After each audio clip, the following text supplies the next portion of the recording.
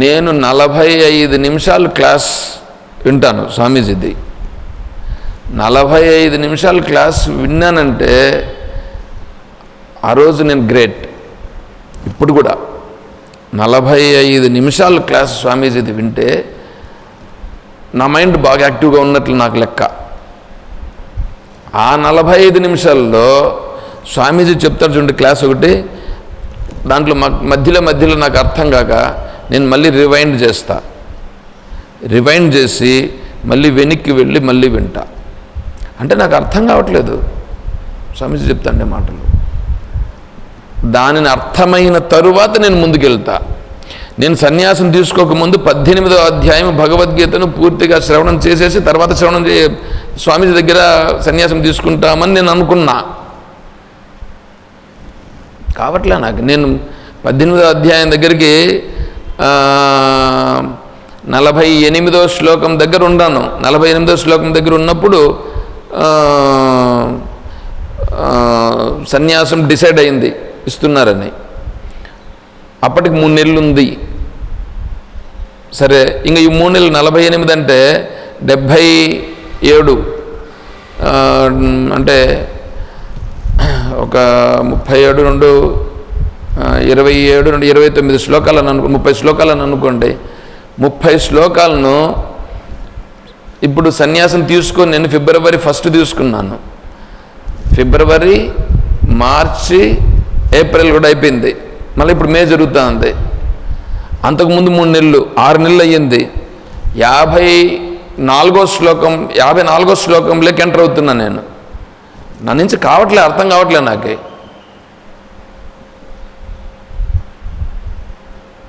అంటే మైండ్ ఏం చేయాలి తెలుసా? స్వామీజీ చెప్తున్నటువంటిదేదో నేను ఇప్పుడు అది అయిపోవాలా. నేను ఇప్పుడు ఇది అయితేనే నాకు అది అర్థమైనట్లు, లేకపోతే నాకు అర్థం కానట్లు లెక్క. నేను ముందుకు వెళ్ళను. నేను వెళ్ళను. నాకు శ్లోకాలు అయిపోవాల్సిన పనిలేదు. స్వామీజీ ఒకటే మాట అన్నారు కాకినాడకు వెళ్ళినప్పుడు, ఎన్ని శ్లోకాలైనా ఎన్నో చూడొద్దు,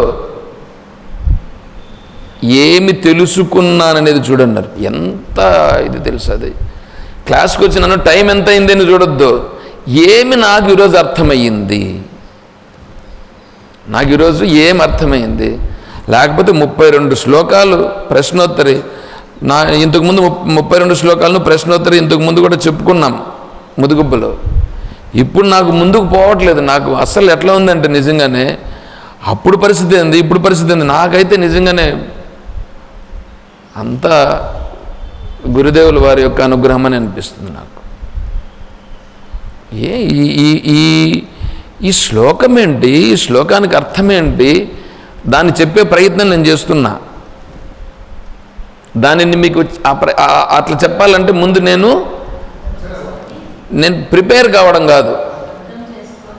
కాదు. ఇప్పుడు నేను అలా అయితే దానిని మీకు నేను అందించే ప్రయత్నం చేయగలుగుతా. నేను అలా కావాలి. అవును, అలా అయ్యి ఇప్పుడు మిమ్మల్ని కూడా నేను అలా చూపించాలి. మీకు అలా చూపించాలి. మీరు కావడకపోవడమా అనేటువంటిది అది మీ పైన ఉంటుంది. అయితే నేను అందుకే అప్పుడప్పుడు చెప్తుంటా, నేనైతే కరెక్ట్గా ఉన్నానని చెప్తుంటా. నేనైతే కరెక్ట్గా ఉన్నానంటే నేను కరెక్ట్గానే ప్రజెంట్ చేస్తున్నా. నాకైతే కొంతమంది చెప్తూ ఉంటారు, నేను వేరే వాళ్ళని కూడా నేను తక్కువ చేసి మాట్లాడుతుంటా. వేరే వాళ్ళని తక్కువ చేసి మాట్లాడతా. ఎందుకంటే దాన్ని అర్థవాదం అని అంటారు. ఎందుకంటే నీ మనస్సులోకి ఇప్పుడే ఇంతకుముందే చెప్పినాను, మీ ఇల్లు ఆకిళ్ళు ఏంటంటే అన్నీ వస్తాయి అని కూడా చెప్పాను. అంటే ఇప్పుడు అది తప్పు కాదు, వాస్తవం అది. అదేవిధంగానే మీరు తెలివిగా ఉండాలనంటే మీ తెలివిగా నిలిచేదానికి మీ మనసు అట్లా నిలవదు. మీ మనసు అట్లా నిలవకుండా దేవుడంటే వేరే అనేటువంటిది ఒకటి వస్తుంది. దేవుడంటే వేరే అని ఒకటి వస్తుంది. అలా వచ్చినటువంటి దాన్ని వేరే వాళ్ళు చెప్పి ఉంటారు. ఆ చెప్పినోడు చాలా గొప్ప పేరున్నటువంటి వాడు. నేను చెప్పేది అది చెప్పను, దాన్ని తీసేస్తూ ఉంటా. ఇక్కడ మీ మనస్సులో ఏముంటుంది తెలిసిన, ఆ గొప్ప పేరుండేటువంటి వాడు చెప్తా ఉంటే తప్ప అనేది వచ్చేస్తుంది. అందువల్ల నేను చెప్పేది మీకు ఎక్కదు. అందుకని నేనేం చేస్తానంటే వాళ్ళని చూపిస్తా, వాళ్ళని చూపించి వాళ్ళు చెప్తా ఉండేది తప్పు అని చెప్తా. మీరు అంగీకరించలేరు. జరిగిన వాస్తవం. అంగీకరించరు. అందువల్ల మీరేమైపోతారంటే నష్టపోయేది మీరే కానీ నేను కాదు. నాకు దోషం కూడా రాదు. ఏతైరేషో పృథగ్భావై భావైరేతే వికల్పిత. నాకు ప్రమాణం ఉంది, నేనేమైనా చెప్పవచ్చు. గౌడపాదాచార్య స్వామి వారు పర్మిషన్ ఇచ్చేశారు. ఏవం యో వేదతత్వేన కల్పయోత్స అవిశంకిత అవిశంకిత శంకిత విశంకిత అవిశంకిత. ఎంతటి గొప్పోడైనా కూడా కానీ గాక, ఓ ముందుకు జరుగు, ఎంతటి గొప్పోడైనా గాక అతనిని నేను నా మనస్సులో ఏమనే మాత్రం కలంకం లేకుండా నేను దాన్ని ఖండిస్తా. నా మనసులో ఏమనే మాత్రం కలంకం లేకుండా నేను ఖండిస్తా. ఎందుకు? అతను చెప్తాండేది తప్పు, అది నాకు తెలుసు కాబట్టి నేను చెప్తా. అది నాకు తెలుసని నేను ఎలా చెప్తాను? నువ్వు చెప్పేది కరెక్ట్ ఎట్లా అంటే, గురువుగారు చెప్పారు, గురువుగారు చెప్పడం అనేటువంటి దాన్ని నువ్వు ఎట్లా ఇది చేస్తావు అంటే, మీ గురువుగారు చెప్పిందని నువ్వు చెప్తావేమో. కాదు, శాస్త్రంలో ఉన్నటువంటిది, గురువుగారు చెప్పినటువంటిది, నా అనుభవం అన్నీ చూసి సమాధానం అంటే అవును, ఇదే కరెక్ట్, ఇది నిశ్చయం. ఇది వచ్చిన తరువాతనే వేరే వాళ్ళు చెప్తాను ఇది తప్పని నేను చెప్తా. ఎందుకు? మీరు కూడా అలా గుర్తించాలని. మీరు గుర్తించలేదనుకో, ఆయన గొప్పడు ఓ మాకేం అభ్యంతరం లేదు, నష్టపోయేది నువ్వు. ఎందుకంటే ప్రాణవాయువు పోయింది, ప్రాణవాయువు విడిచిపెట్టినామంటే అర్థం ఏంటి? చనిపోయినాం. మళ్ళా వస్తే ఓకే, వస్తుందో రాదో తెలీదు. ఈ లోపల తెలుసుకోవాలా. ఎంత సమయమో వచ్చింది, విడిచిపెట్టినాం, తీసుకోవాలా. చూడండి, ఈ లోపల అంటే నువ్వు తీసుకున్నావు కదా, ఈ విడిచిపెట్టే లోపల తెలుసుకోవాలా. పరీక్షణ్ మహారాజు 7 రోజులు ఉన్నాడు, బతుకున్నాడు. నాకొద్దు, నేను అది చెప్పట్లా. పరీక్షణ్ మహారాజు 7 రోజులు బతికినాడు అనేటువంటిది ఆయనకున్నింది, నాకు లేదు. నేను ఎప్పుడున్నాను? ఇప్పుడున్నా. గాలి తీసుకున్నాను, ఉన్నాను, పోయినాను. చూడండి, ఈ గాలి తీసుకుని గాలి విడిచిపెట్టే లోపల నాకు తెలియాలా. ఏం తెలియాలా? ఈ తెలివి స్వరూపము నేను అనేది తెలియాలా. ఈ తెలివి స్వరూపము నేను, నువ్వు విడిచిపెడుతుండే లోపల ఇది నేను. కానీ ఈ మనసులో ఏమేమి ఉన్నాయి? ఏంటేంటో ఉన్నాయి.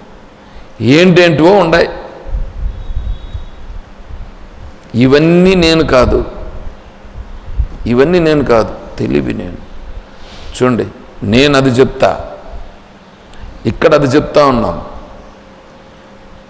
ఆచార్యుల వారు అదే చెప్పారు. శుద్ధియ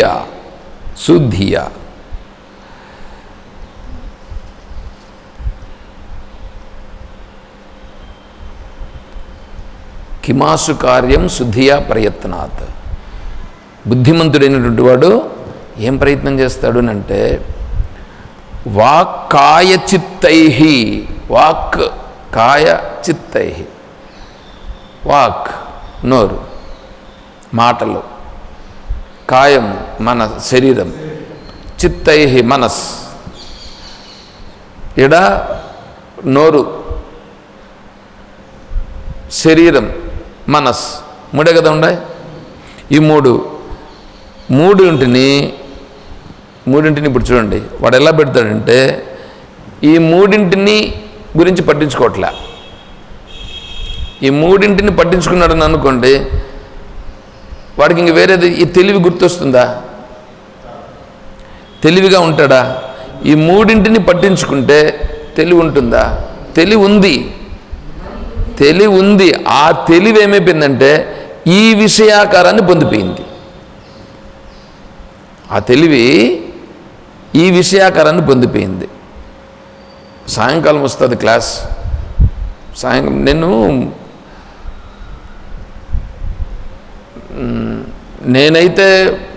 నేనైతే ఎక్కడ కానీ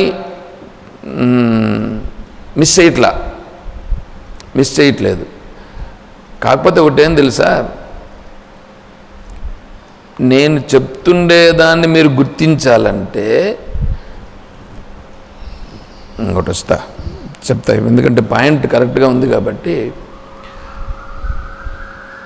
ఇప్పుడు ప్రార్థనతో మొదలుపెట్టినాం, ప్రార్థన చేస్తున్నామండి.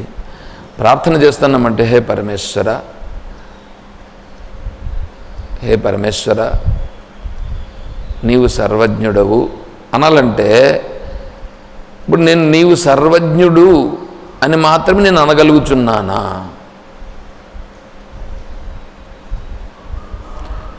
చూడండి ఎట్లా ఉంటుంది. నీవు సర్వజ్ఞుడవు ఒక్క మాట అండి, నా మనసుతో నీవు సర్వజ్ఞుడవు, సర్వశక్తి అంతుడవు. ఇది నేను చెప్పాలనంటే ఇప్పుడు నేను నా మనస్సు పూర్తిగా సర్వజ్ఞుడు అని నేను అంగీకరించి చెప్తున్నానా? ఇప్పుడు నువ్వు కోటీశ్వరుడు, నేను బీదవాడిని. నేను బీదవాడిని అనేది తెలుస్తుందా లేదా నాకు? నువ్వు కోటీశ్వరుడు అనేది తెలుస్తుందా లేదా నాకు? కోటీశ్వరుడు అంటే ఆయన గొప్ప షాహుకారి, అవునా కదా? అది నేను గుర్తించినప్పుడు మీతో మాట్లాడితే, షాహుకారితో మాట్లాడేటప్పుడు వీడు మాట్లాడుతుంటాడు చూడండి, ఈ మాట్లాడేటువంటి వాడు షాహుకారి. నేను ఒకసారి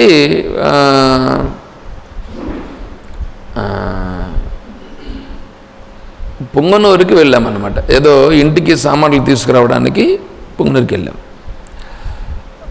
అక్కడ ఏదో సామాన్ తీసుకొని దాన్ని ఒక గ్రానైట్ రాయి కూడా ఒకటి తీయాల్సి వచ్చింది, అది కూడా తీసినాం. సరే అవన్నీ వేసుకునే దానికి ఒక ఆటో అయితే సరిపోతుంది. ఆటోని మాట్లాడినాం. ఆటో మాట్లాడితే ఆయన ఏమన్నాడంటే, ఆటో అతను వాళ్ళు ఏదో అంటారు సేట్జీ అనేది కాకుండా అది ఏదో అన్నాడు అతను. షెడ్జీ వెళ్ళిపోతాం, షెడ్జీ మీరు ఏం చెప్తారో చెప్పండి, వేసుకొని పోతాం అనేది అన్నాడు.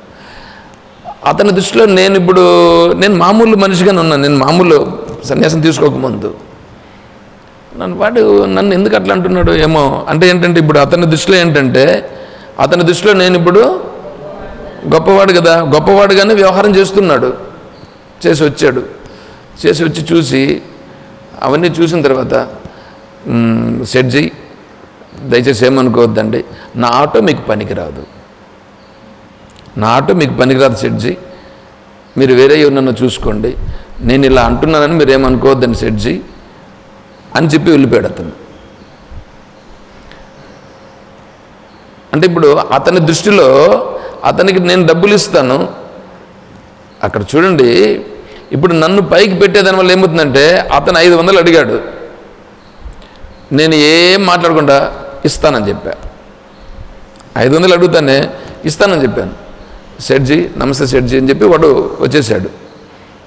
30 కిలోమీటర్లు ఉంటుంది, 30 కిలోమీటర్లకి 500 అడిగాడు. నేనేం మాట్లాడదు, ఇస్తానని చెప్పేశాను. వాడు వచ్చేసాడు, అంతా చేశాడు, మాట్లాడాడు.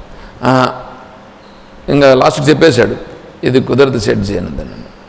సరే పోండి. మళ్ళీ ఇంకేం మాట్లాడాలా? ఇంకా వాడు ఆటో కుదరదని వేసాడు, వాడి నుంచి కాదన్నాడు.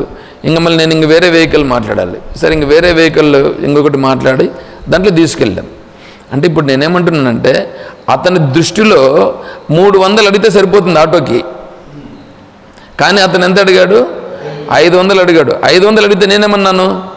ఇస్తానని వేశాను. ఇస్తానన్నానంటే ఇంకా అటుకు ఏమైంది? ఫిక్స్డ్ కదా.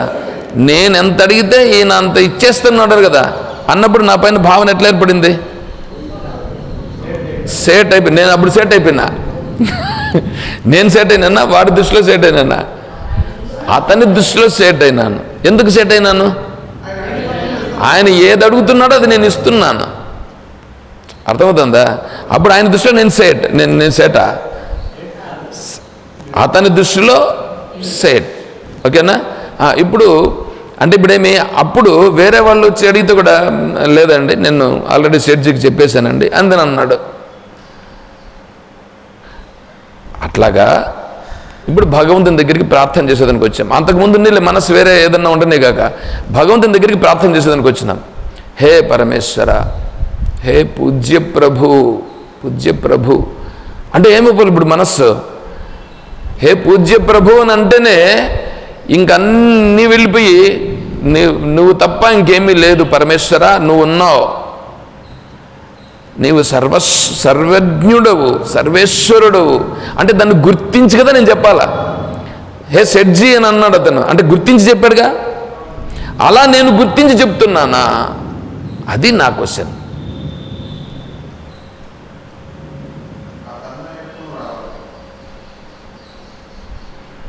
అర్థమవుతుందా? మీకేమైనా చెప్తున్నారా అలాగా?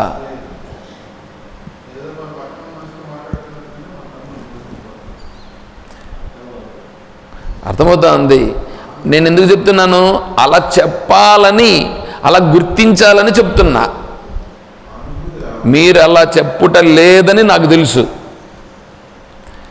మీరు అలా చెప్పుట లేదనే విషయం నాకు తెలుసు కాబట్టి నేను సైలెంట్ అయిపోతున్నా. మీరు చెప్పేటప్పుడు కొంచెం 1-2 సార్లు నేను చెప్తాను, మళ్ళీ 2వ సారి సైలెంట్ అయిపోతాను. ఎందుకు తెలుసా? నేను అట్లా చెప్పలేకపోతున్నా.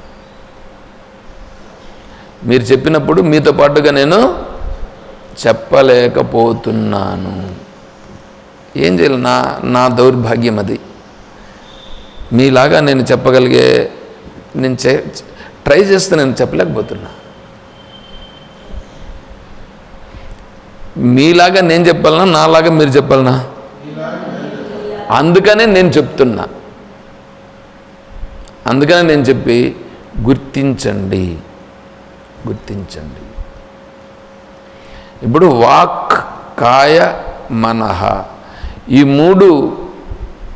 ఈ మూడింటిని అసలు ఏమన్నారంటే ఇక్కడ ఆచార్యుల వారు వాక్కాయ చిత్తై సుఖదం. ఇవంతా ఎట్లా ఉండాలంటే సుఖంగా ఉండాలి. ఏమంటే సుఖంగా ఉండడం అంటే ఏంటి? అది మనం విచారించాలి. దీన్ని మళ్ళీ నేను రేపు చెప్తా. ఎందుకంటే ఇప్పుడు మొదలు పెడితే మీకు సరిపోదు, నేను దాన్ని వివరించాల్సి ఉంటుంది. సో ఇప్పుడు నేను చెప్పినటువంటిది కొద్దిగా అర్థమైందా? చాలు.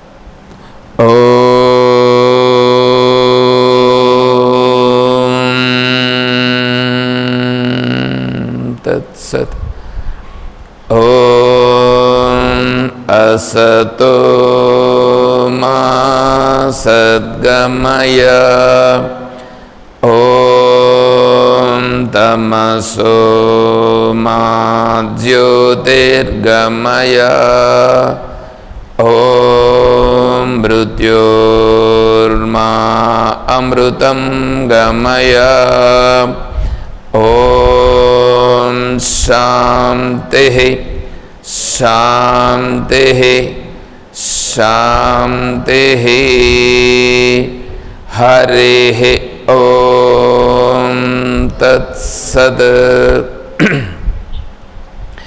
ఇక్కడ చూడండి, మనము అసతోమ సద్గమయ, తమసోమ జ్యోతిర్గమయ, మృత్యోర్మ అమృతం గమయ. ఆ 3 ఆ మూడింటిని ఉపనిషత్ మాత చెప్పింది, వేదమాత చెప్పింది. ఈ మూడింటిని మనం భావనలోకి వస్తే చాలా అటుకు అయిపోయింది. ప్రార్థన మూడే. ఎంత గొప్ప ప్రార్థన తెలుసా? అటువంటి ప్రార్థన మనం చేస్తున్నాం. అంటే ఇవన్నీ చేసుకుంటూ వచ్చి లాస్ట్లో చెప్తున్నాం. దాన్ని కూడా దీనికి ఆల్రెడీ ఇంతకుముందు మనం వివరణ ఒకసారి చెప్పుకున్నాం. స్టార్టింగ్లో అదే చెప్పింది, అసతోమ సద్గమయ, తమసోమ జ్యోతిర్గమయ, మృత్యోర్మ అమృతం గమయ. దాన్నే ఫస్ట్ స్టార్టింగ్లో చెప్పింది అదే. దాని గురించి వివరించుకున్నాం. ఏమన్నా గుర్తుందే?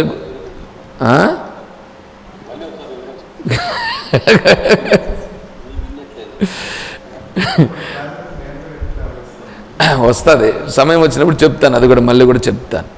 సరే. హరి ఓం తత్సద్. ఓం సర్వం శ్రీ సద్గురుచరణారవిందార్పణమస్తు. ఓం జయ బోలో శ్రీకృష్ణ పరమాత్మకి, జయ బోలో గీతా మాతాకి, జయ బోలో భక్త మండలికి. హర నమః పార్వతీపతయే. శంభో శంకర జయ సీతారాం. హరి ఓం తత్సత్. ఓం హరి ఓం. హరి ఓం. ఇంతకుముందు ఒక్కరోజు క్లాస్